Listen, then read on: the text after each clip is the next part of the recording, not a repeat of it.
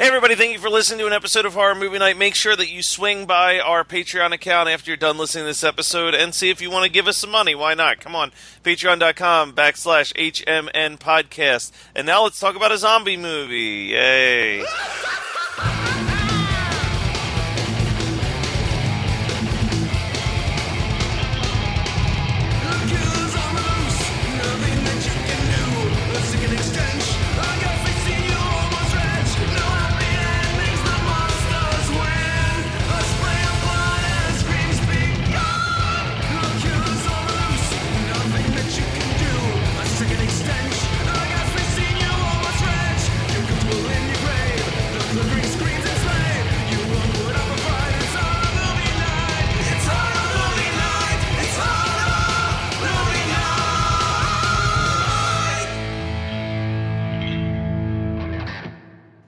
The year is 1993, and the United States government is performing tests for some reason. I'm not sure. Something about exoskeletons. And then the bitchy mom from the OC gets into the most gentle motorcycle accident ever and needs to be brought back to life to eat minorities.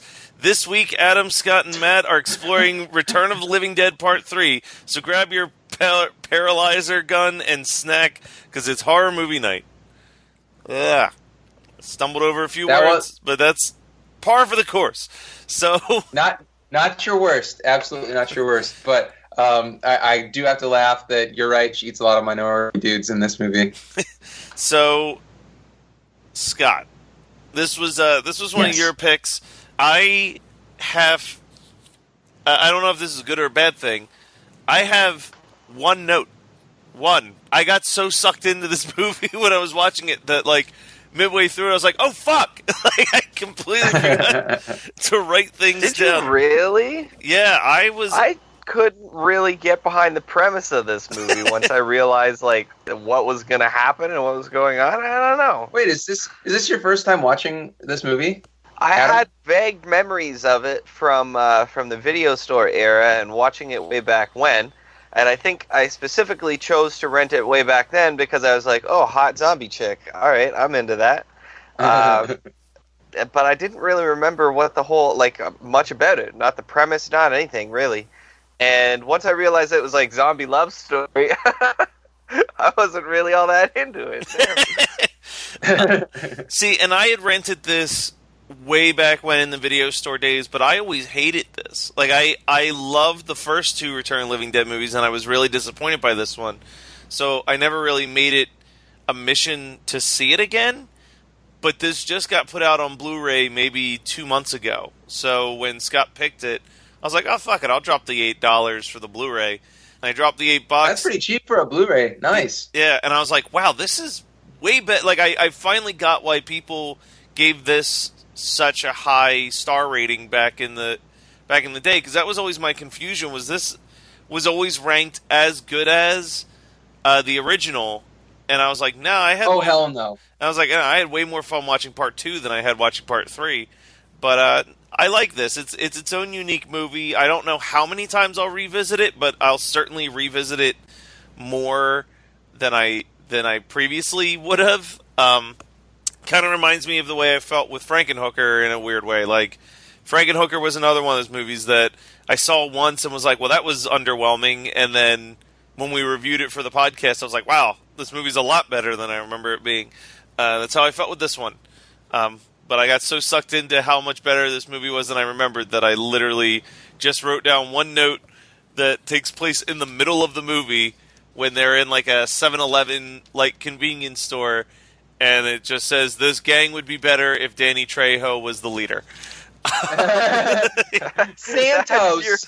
That's your one and only note. Great stuff. Good job, Matt. I'm so glad that you're the main host of this podcast. They don't come here for me, Scott. They come here for you two. No, they come here for Adam. We really just support his jokes. We just set him up for his fucking alley-oops. They definitely don't come here for my opinions on Pokemon Go. God, someone's so salty.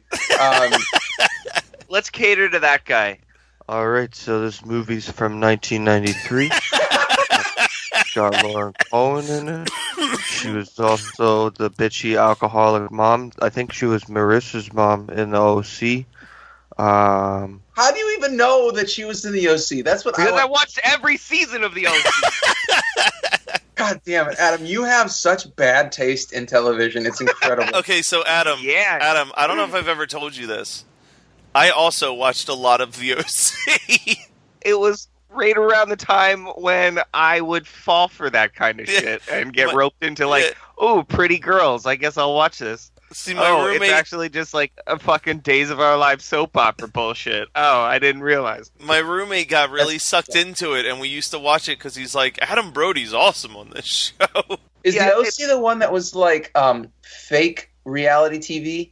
No. This was like a soap opera. You're thinking of The Hills? Yes, okay, thanks. Or Laguna Beach, one of those two. There was a lot of them. Welcome to 90s television movie night. We're stealing another Geekscape podcast gimmick. Once again, we're a terrible podcast, guys. We love Kane Hodder. This movie would have been better if the female zombie that had her tits out was played by Kane Hodder. As long as I don't think you can get much Kane hotter than the girl that was in this. You know what I'm saying? Yeah. Kane Hodder has bigger titties than the girl that was in. Shit, no, that's not. I'm doing it wrong. Shit. No, so Return of the Living Dead.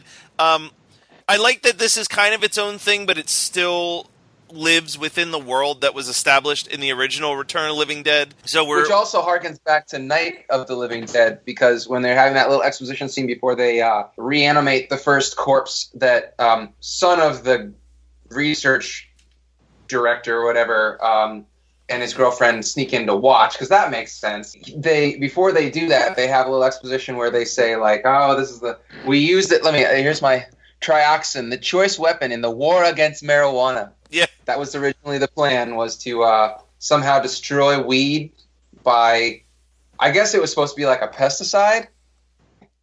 I don't know. It is quite ironic that the thing that you're building to stop marijuana so that teens don't become brain dead zombies literally turns them into brain dead zombies. God damn it, Kelly, you stole my fucking joke.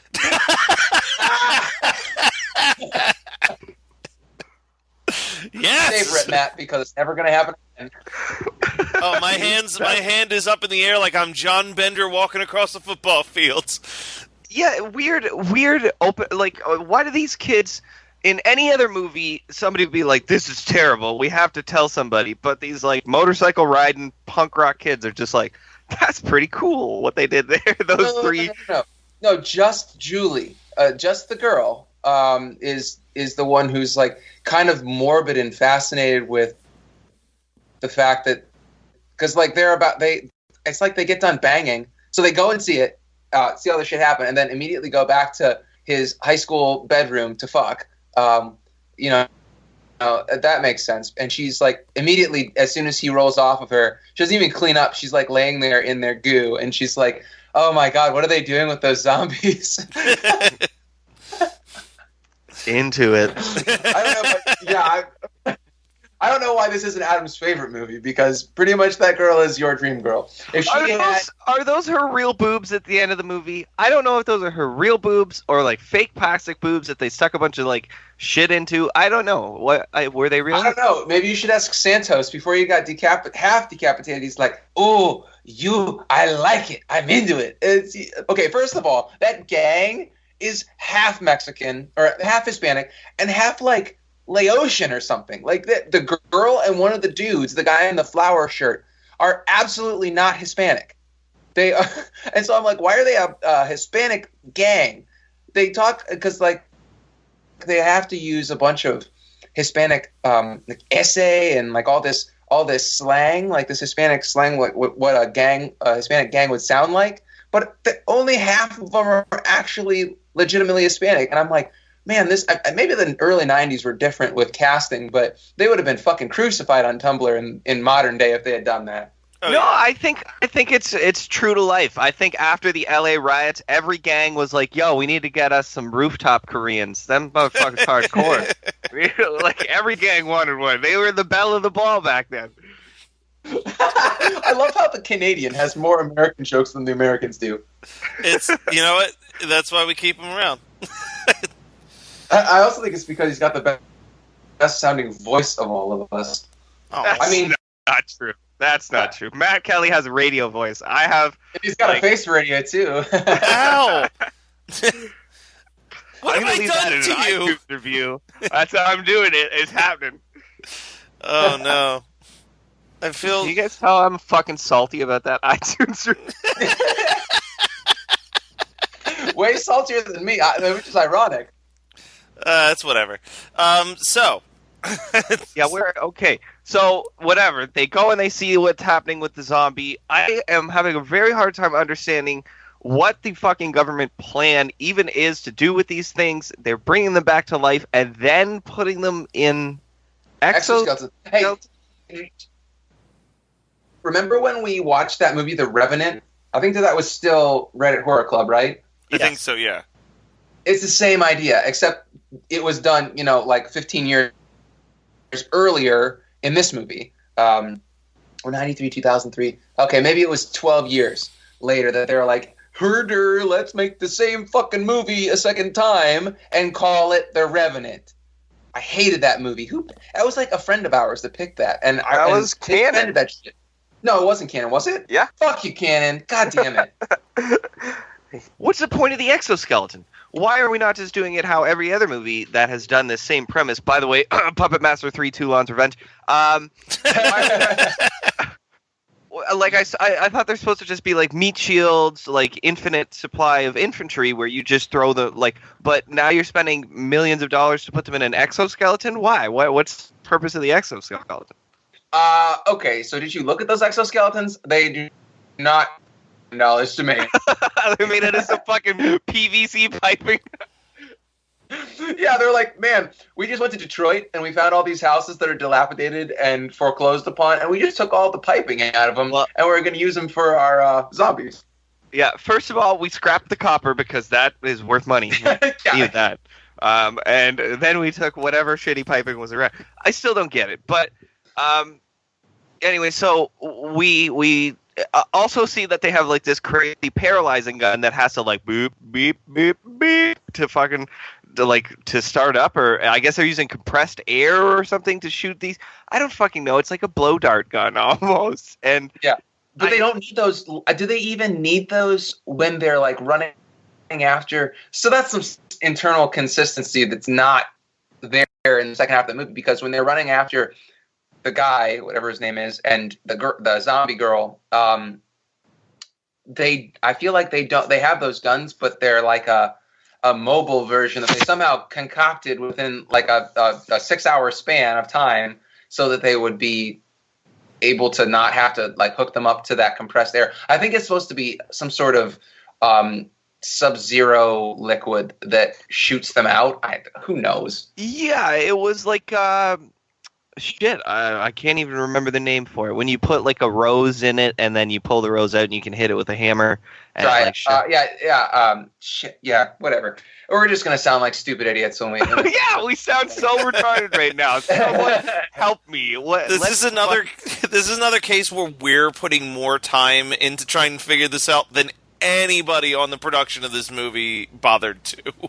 That's almost every single week for us. Just want to say that. So in any case, we're missing a couple things about the main character. First of all, she would have been awesome as a Harley Quinn back in like the early 90s if they would have done a Batman movie with Harley Quinn and the Joker. I feel like she would have been a really good one because she's a great actress, and she also has the face for it, and she has red hair. I agree with that. But also, she is awesome as... she's the head prostitute in this whorehouse that the characters in Firefly go to in the episode Heart of Gold. I don't know if you guys remember that episode, but it's a very good episode. I don't want to spoil it for anybody that hasn't watched it, but it's probably the best. It's probably my favorite episode of Firefly, or second favorite, actually. I picked this movie because I remember it being like in the facility are nightmarish as fuck. Like, they really, really upset me the first time I saw them, because it just feels like, you can't get away, and The zombies look great, by the way. Like, all the zombies look fantastic in this movie. This was, I don't know if it was, I think that it was at least produced by Brian Yuzna, but I don't know if it was also directed by him. Matt, can you confirm or deny? This was Brian Yuzna, and he said that the reason that he was excited to do this movie was that the previous film that he had made, Bride of Re-Animator, he believed that the titular Bride of Re-Animator character did not have enough screen time, so he wanted to make a movie in which the main female monster has plenty of screen time. Which explains why I picked this, because when we did that commentary track on Bride of Re-Animator, you mentioned that the movie he did after Bride of Re-Animator was Return of the Living Dead Part 3, and I was like, oh shit, I haven't thought about that movie in forever, and I had fond memories of it, and that's why I picked this. I will say, though, that this movie is really annoying at times because of the internal dynamic between the guy and the zombie girl, but it's not bad. I realized why it annoys me, because it was actually pretty well written if you think about them as teenagers, because they're arguing over the dumbest shit, making the worst decisions possible at every turn. And it's an allegory for going to college. The girl's like, just let me die. And he's like, no, I won't let our relationship die, even though the world is saying, let it be over. So there you go. That's the depth for this episode. We can now make boob jokes because that's what we're better at. Man, those boobs were hot, am I right? I mean, I don't know if they were or not. Were they even real boobs? I have no idea. The thing, Adam, did you miss the part where she's completely topless after they're done having sex? Okay, no, that I get. Those are real tips. I mean, at least I hope so. But later on, at the end, when they're in a sewer, which what is this trope about homeless people having like crazy, fucking awesome? Like, you know how much I would pay for that apartment? That looks dope. Smell like shit, though. Yeah, no, it wouldn't smell too good. But also, I was gonna say, if you still smoke cigarettes, you wouldn't. Your sense of smell would suck, so you wouldn't even know. But now you vape, so you would smell. We get it. You vape. We had a for anybody listening, a couple weeks ago, by the time this comes out, we had a video conference with Steven, the guy who's working on our website. It should be done by the time this comes out. He's an awesome dude, very handsome, and so that was the second best part about having it be a video conference Skype call. The best part was Adam comes on and he sits down and immediately looks like a dragon, just fucking vaping his entire bedroom. Upside down on the camera. I can't fix it. I can't figure it out. Shut up. So what you're saying is that when we, in a couple weeks, decide to do this Twitter takedown, and if we follow through with the plan to do a Twitch stream for 12 hours, you're going to be upside down vaping while talking about these movies. Correct. You're visiting Australia? Yeah, Canada is part of the Commonwealth. I think that all lines up.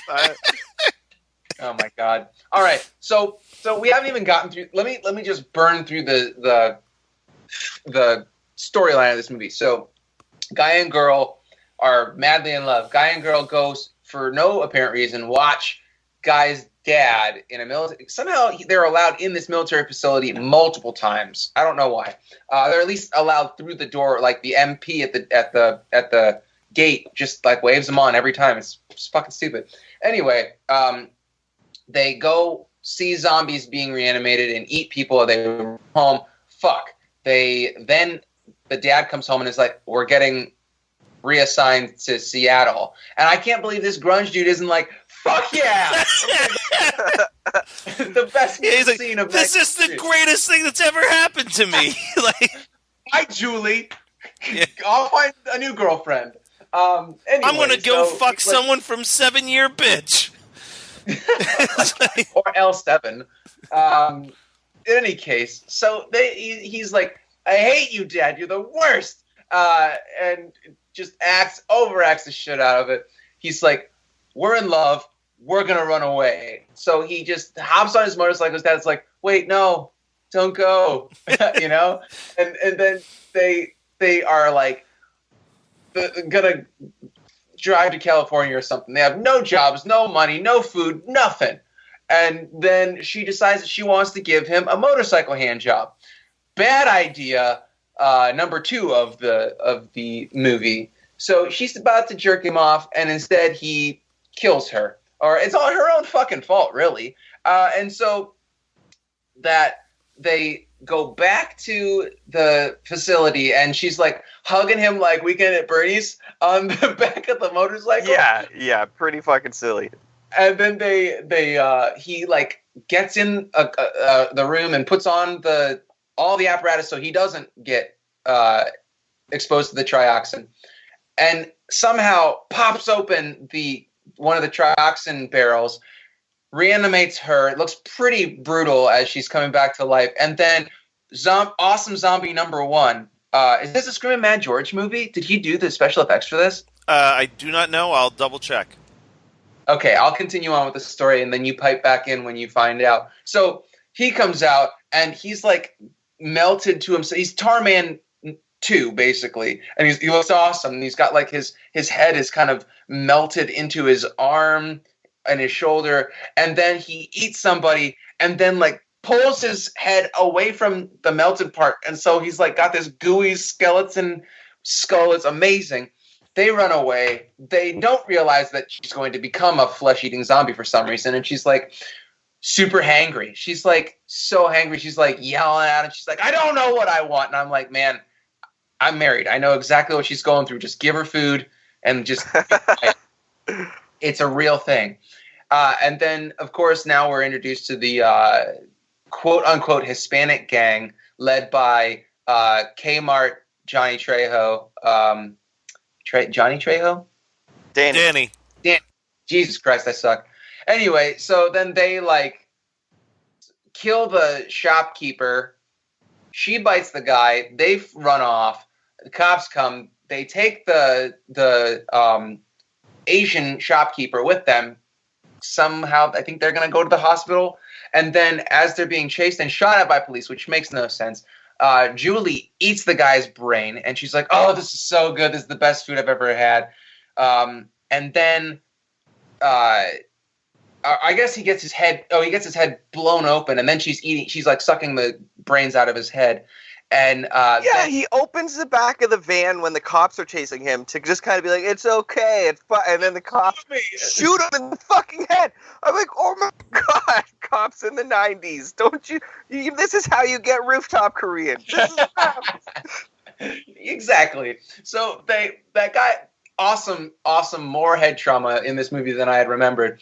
And then they stop the van, and the Asian guy that got his brains eaten is now reanimated, and he looks amazing, and he's like trying to attack the cop. I think he kills one of them, and then the other one is about to get eaten, and then the dude's dad comes when they have their freeze guns. They freeze all the zombies, and they're basically cleaning up the stupid asshole kid's mess, which is great, because that kind of is a cool thing about this movie, where it's never about zombies overrunning things until the very end, when the whole gang gets turned into zombies, and they're coming after the Riverman, Julie, and then idiot boyfriend. But I thought that was really cool that it's never that feeling like in the first 2 where things are getting out of control. It's always just about their relationship, and she's like, "Why won't you let me die?" Which I think this movie is a little bit more depressing than I remembered, and is definitely more depressing than most of the shit that we talk about on this podcast. Like when you watch it, you're like, damn, that's really sad. Instead of just having like a laugh riot as you're watching people get killed. I agree. So, the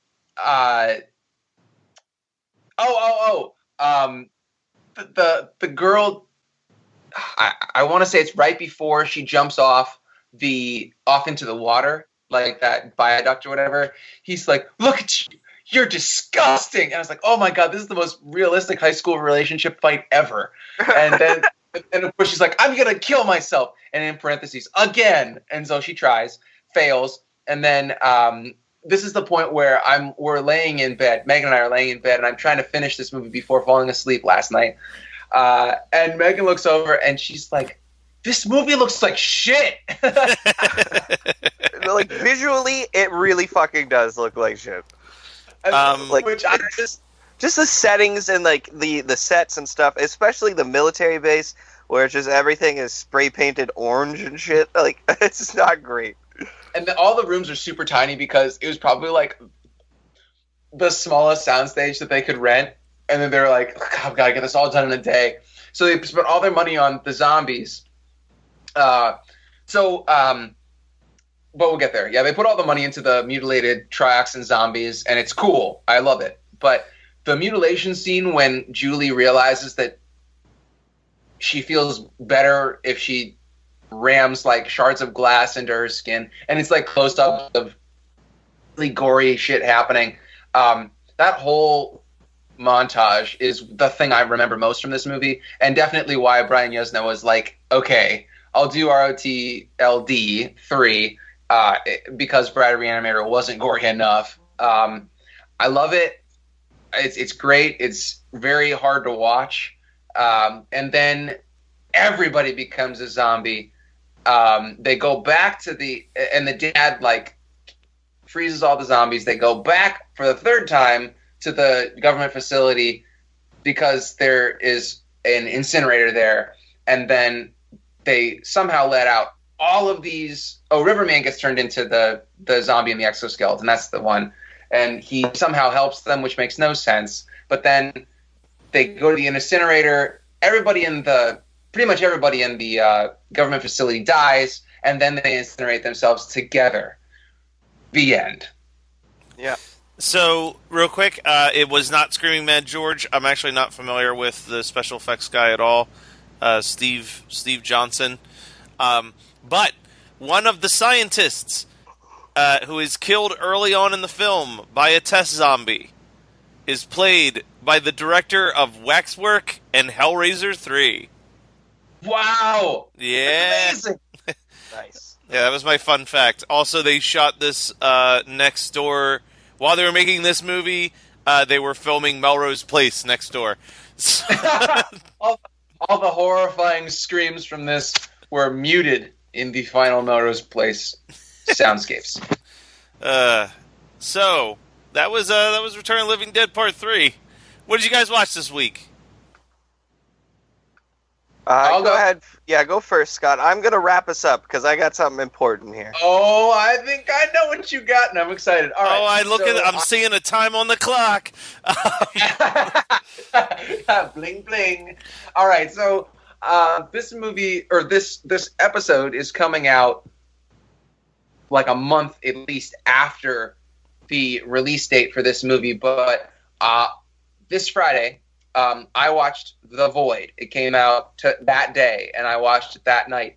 I was super excited to watch it on VOD, and I went in with low to moderate expectations of how it was going to be, and I still haven't completely formulated how I feel about it. The special effects were great. It was a little dark overall, like the lighting wasn't great, and I think that was kind of to hide some of the special effects and make them a little bit more intimidating than they may have been. It was like a better take on Event Horizon if Event Horizon was in a hospital. It's basically the exact same script. So, but sorry, this is kind of a spoiler, but like the Sam Neill character is more interesting. So there's that. I mean, that's The Void. I mean, it was really good. I would highly recommend anybody watch it and support independent horror. But I feel like the special effects far outweighed the story because they had a good storyline that had the ability to add some emotion, and I feel like they really didn't hit that at all. I feel like that was really weak compared to how good it looked overall. So that's my real short hopefully spoiler-free review of The Void, but I would highly recommend anybody watch it. It's very fun. And it's pretty intense, too. And I am going to just promote a podcast for this one. I have something to talk about for the following episode. But I just found out that there is a podcast that exists. It's only 7 episodes deep, called Squadcast. And what it is, it's the actors who played Sean and Rudy in Monster Squad just hanging out. And it is delightful. The first episode is them just watching Stranger Things and pointing out all of the Monster Squad references in Stranger Things. I haven't listened to the second episode, but it's called Ralph Cockblaccio. So it's essentially just them reminiscing about being like a non-famous child actor in the 80s. And like the first episode's delightful. They're talking about Stranger Things. They're explaining the reasons why they think Monster Squad totally bombed in the box office. And it's just like 2 friends hanging out, just reminiscing about the good old days. Definitely recommend checking out Squadcast with Ryan and Andre is the name of the show. I'm only 1 episode in out of the 7 so far because I just found it last night. But I will probably finish all of those episodes before the day's end. Because they're all like 45 minutes long or so. And Adam, nice. I'm looking at my watch. I think I know what time it is. Yeah, you guys both know what time it is, but it's not time for Flavor of Love. No! Oh, you're the worst! Wait, is it? That's really a drag. Nope. Damn it! You can guess it if you want. You're never going to guess it. Just really quick, though, can we find the actresses from the original movie and start our own second podcast called Rape Squad Cast? Can we do it? Please. Let's put the call out. Let's find those women. Our squad. Our squad cast. Yeah, our squad cast. So we were having a conversation earlier about those guns that seem to shoot a freezing agent to stop the zombies. Did you watch Batman and Robin? No, I didn't. I figured out what the chemical name that we were looking for was. But here's my process for figuring that out. Here's how I googled it. Google dry ice. What is dry ice called? What killed Terminator? What killed Terminator 1000? Then I found the Terminator.wikia page, went through there, and here it is under Terminator T1000 weaknesses, liquid nitrogen. Oh, that is so dumb. I feel so fucking stupid not remembering what liquid nitrogen is called. But we did it, guys. We did it.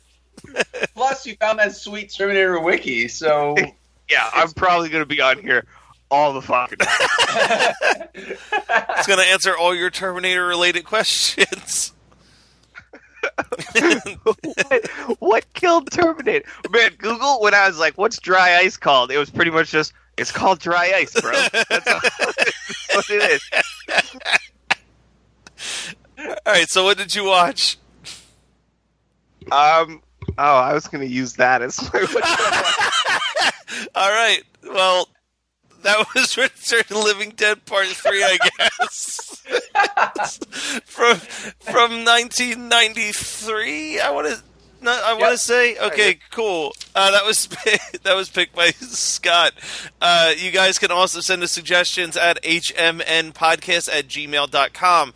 The next listener submitted month will be in September, so get those in good and early, and then in September we will do a full month of just all of your suggestions. Well, 4 to 5 of your suggestions, depending on how many weeks end up in September, but you get the idea.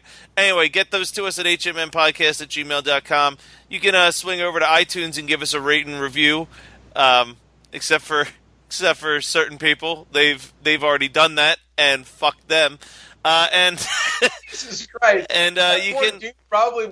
I mean, I hope he doesn't listen to us anymore now, so that he doesn't hear how upset you guys are. No, I hope that guy is listening. Hey, guy, tell me who you are. I'm going full roof Korean on you. And you can go to our Facebook page, which is always hopping with great conversation. It really is the star of the podcast, in my opinion, is our Facebook group. The crown jewel. The crown jewel. There's all other places that you guys can hang out with us and talk to us and listen to us. And, other people are going to handle that for me. Yep, you guys can always find us on Twitter. The main page is at HMN Podcast. You can find Scott at Fackin' Duke. You can find Matt at Saint Mort, and you can find me at Life is Sublime. We also have our website up and running right now, I believe. Hopefully. Yeah, here we go. Fingers crossed. Yep. It should look beautiful. I've seen the designs. It looks fucking amazing. Thank you, Steven. You're the bomb. So you can find us there www.worldwideweb.hmnpodcast.com. We're also going to buy up a couple of the other domains that are similar in case anybody is kind of stupid. Yeah, don't worry. We got you guys. We know our audience. We love you, fam. Yeah, hashtag HMN fam for life. And you can also listen to all of our episodes on our website, hmnpodcast.com, once it's available, as well as on iTunes, as Matt mentioned, and soundcloud.com/horror movie night. I think that's pretty much all. We've covered all of our bases, and we will see you guys next week.